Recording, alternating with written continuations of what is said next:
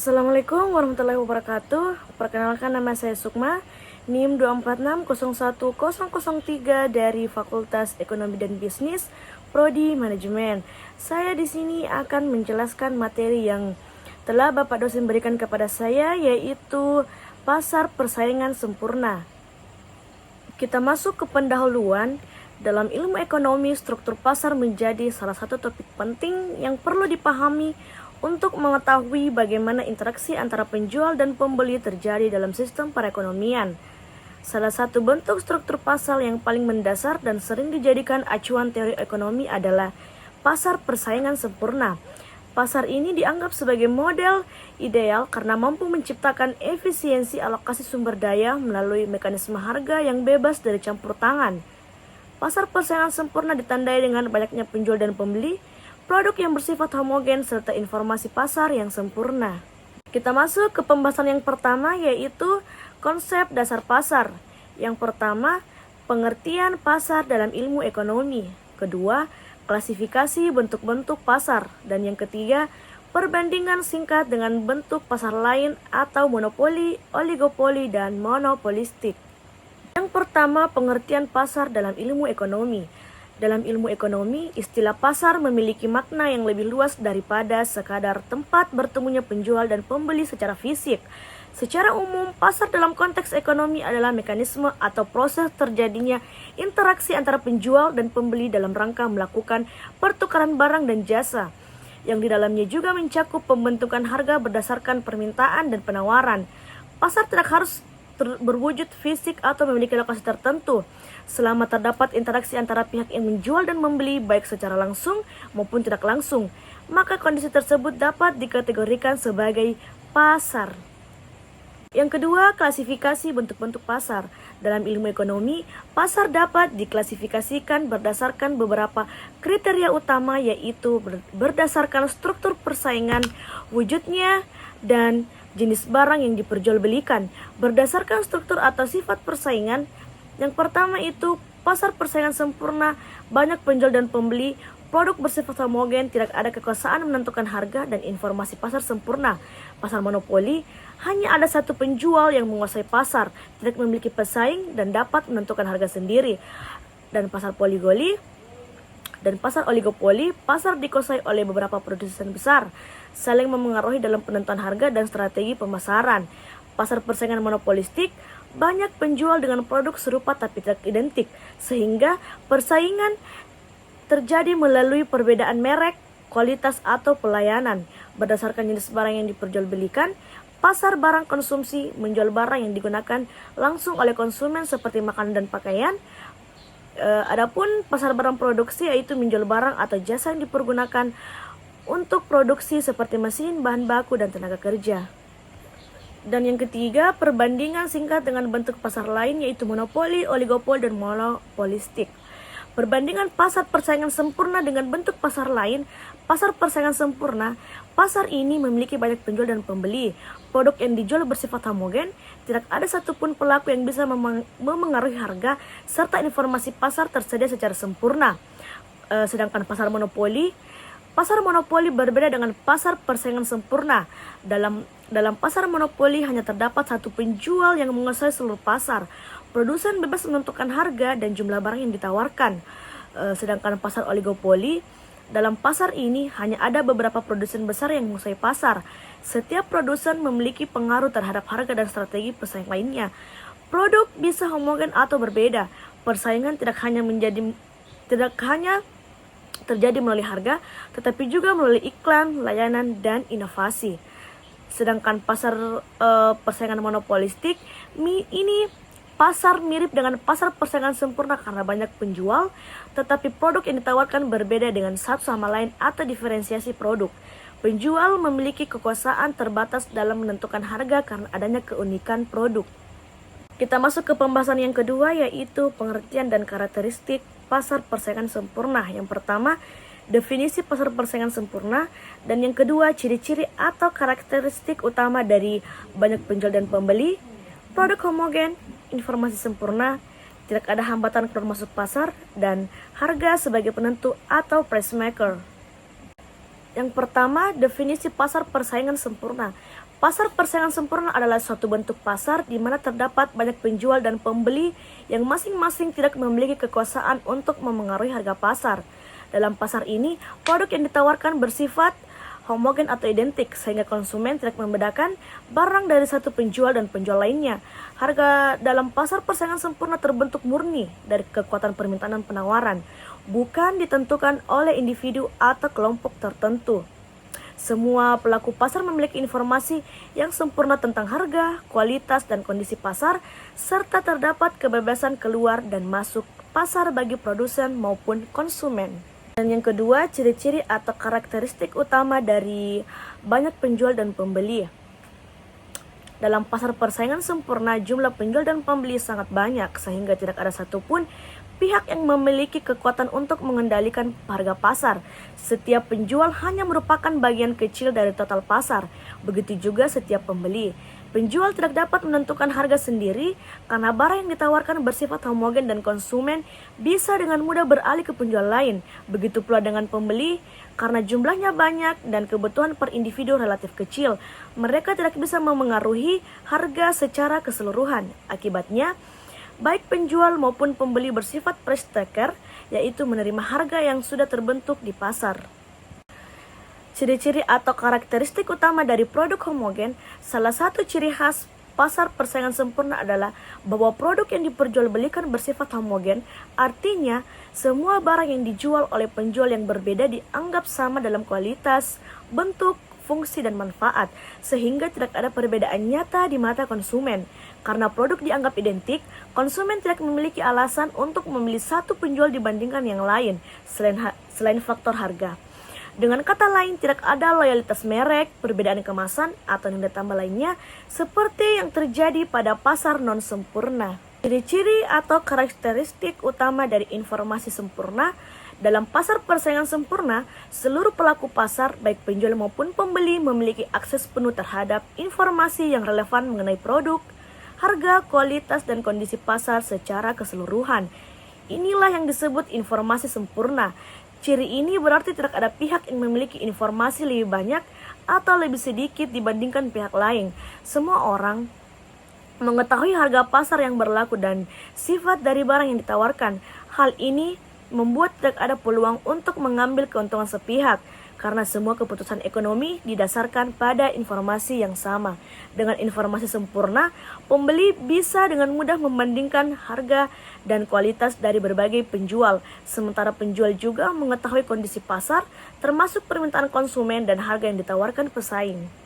Ciri-ciri atau karakteristik utama dari tidak ada hambatan keluar masuk pasar. Dalam pasar persaingan sempurna, setiap pelaku usaha bebas untuk masuk ke dalam pasar maupun keluar dari pasar kapan saja tanpa menghadapi rintangan yang signifikan. Hal ini berarti tidak ada batasan hukum, biaya tinggi, perizinan rumit, atau dominasi pelaku lama yang menghalangi pemain baru. Kondisi ini mendorong terbentuknya persaingan yang sehat dan dinamis, karena produsen baru bisa segera masuk saat melihat peluang keuntungan, sementara produsen lama bisa keluar jika mengalami kerugian tanpa konsekuensi besar. Ciri-ciri atau karakteristik utama dari harga sebagai penentu atau price taker. Dalam pasar persaingan sempurna, baik penjual maupun pembeli bersifat price taker, artinya mereka tidak memiliki kekuasaan untuk menetapkan harga. Harga ditentukan sepenuhnya oleh mekanisme pasar, yaitu hasil interaksi antara permintaan dan penawaran secara keseluruhan. Karena produk yang dijual bersifat homogen dan jumlah pelaku pasar sangat banyak, seorang penjual tidak dapat menaikkan harga seenaknya tanpa kehilangan pembeli. Sebaliknya, jika menjual terlalu murah, ia akan mengalami kerugian. Demikian pula, pembeli tidak dapat menawar harga lebih rendah karena penjual lain akan tetap menjual pada harga pasar. Kita masuk ke pembahasan yang ketiga, yaitu mekanisme penentuan harga dan output. Yang pertama, perilaku produsen dan konsumen. Yang kedua, keseimbangan pasar. Ketiga, penentuan harga di pasar. Dan yang keempat, kurva permintaan dan penawaran dalam pasar persaingan sempurna. Yang pertama, perilaku produsen dan konsumen. Perilaku produsen dalam pasar persaingan sempurna, produsen berperan sebagai price taker, yaitu mereka tidak memiliki kendali untuk menentukan harga. Harga sudah ditetapkan oleh pasar dan tugas produsen adalah menyesuaikan jumlah produksi agar dapat memperoleh keuntungan maksimal pada harga tersebut. Produsen akan terus beroperasi selama masih memperoleh keuntungan atau mampu menutup biaya produksi. Sedangkan perilaku konsumen juga bertindak sebagai price taker karena harga barang di pasar sudah ditentukan dan seragam untuk semua penjual. Dalam kondisi ini, konsumen akan memilih produk berdasarkan harga dan kebutuhan tanpa mempertimbangkan perbedaan kualitas karena produk dianggap homogen. Konsumen memiliki informasi yang sempurna sehingga mereka dapat dengan mudah membandingkan harga dan membuat keputusan pembelian yang rasional. Yang kedua, keseimbangan pasar. Keseimbangan pasar terjadi ketika jumlah barang atau jasa yang ditawarkan produsen sama dengan jumlah yang diminta oleh konsumen pada suatu tingkat harga tertentu. Pada titik ini, tidak ada kelebihan atau surplus maupun kekurangan shortage barang di pasar.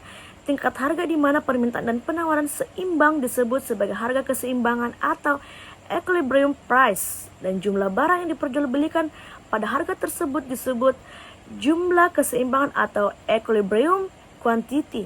Dalam pasar persaingan sempurna, keseimbangan pasar terbentuk secara alami melalui mekanisme interaksi antara penjual dan pembeli. Yang ketiga, penentuan harga di pasar persaingan sempurna. Dalam pasar persaingan sempurna, harga ditentukan sepenuhnya oleh mekanisme pasar, yaitu interaksi antara permintaan konsumen dan penawaran produsen. Karena produk yang dijual bersifat homogen dan jumlah penjual serta pembeli sangat banyak, tidak ada satupun pihak yang bisa memengaruhi harga secara individual. Produsen dan konsumen bertindak sebagai price taker, yang berarti mereka menerima harga pasar apa adanya. Dan yang keempat, kurva permintaan dan penawaran dalam pasar persaingan sempurna. Dalam pasar persaingan sempurna, harga dan kuantitas barang ditentukan oleh interaksi antara kurva permintaan dan kurva penawaran.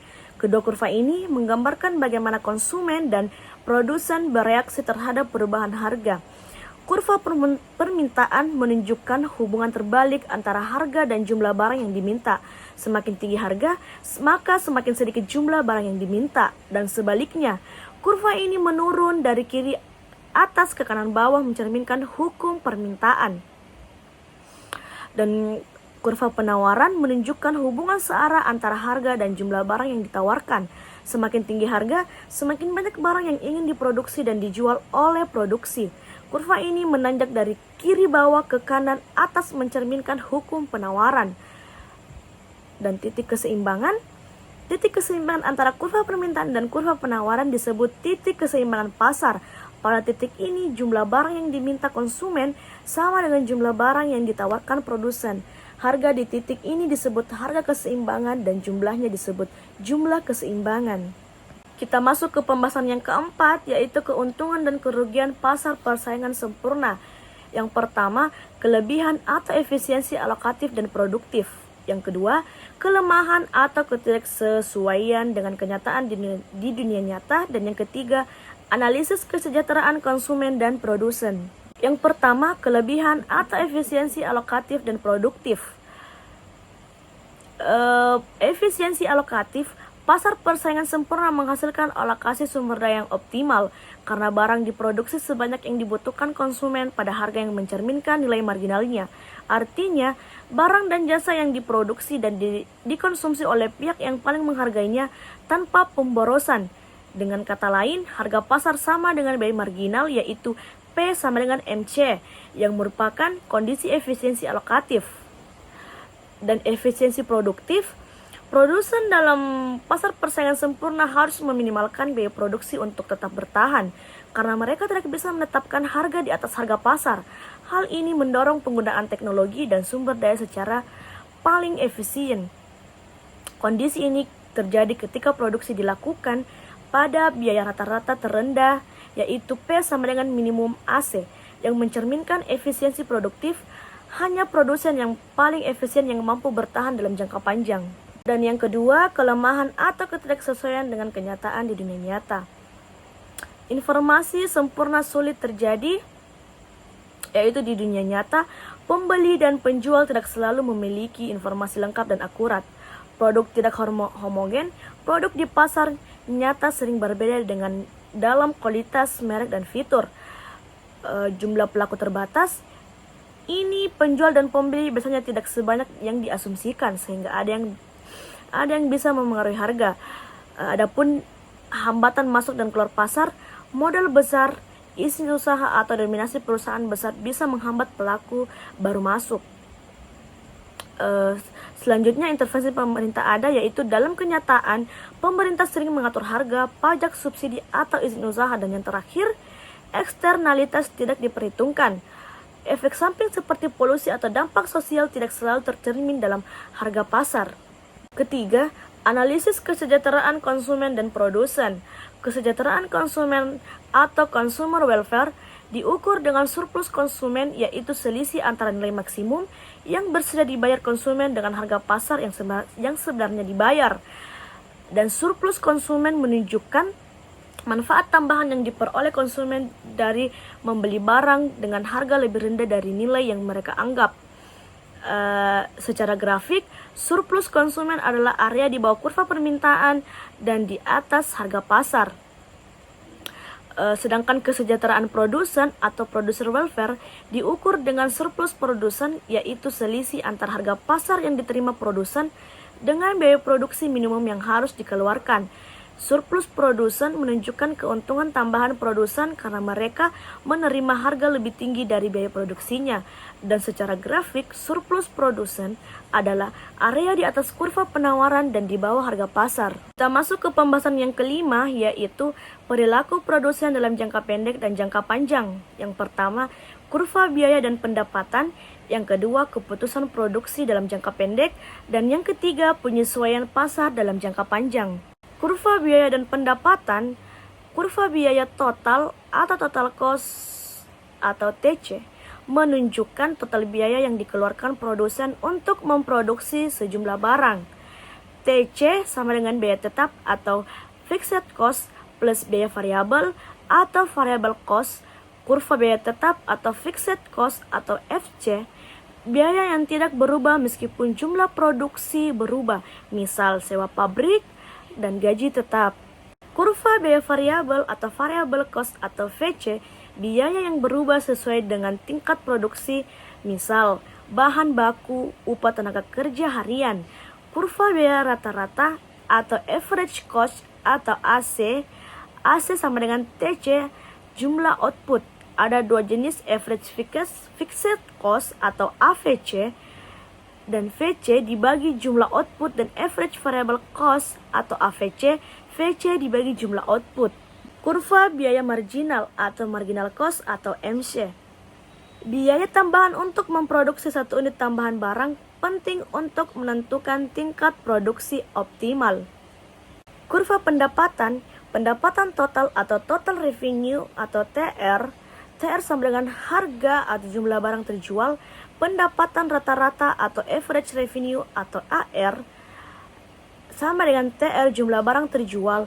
Dalam pasar persaingan sempurna, AR sama dengan harga pasar.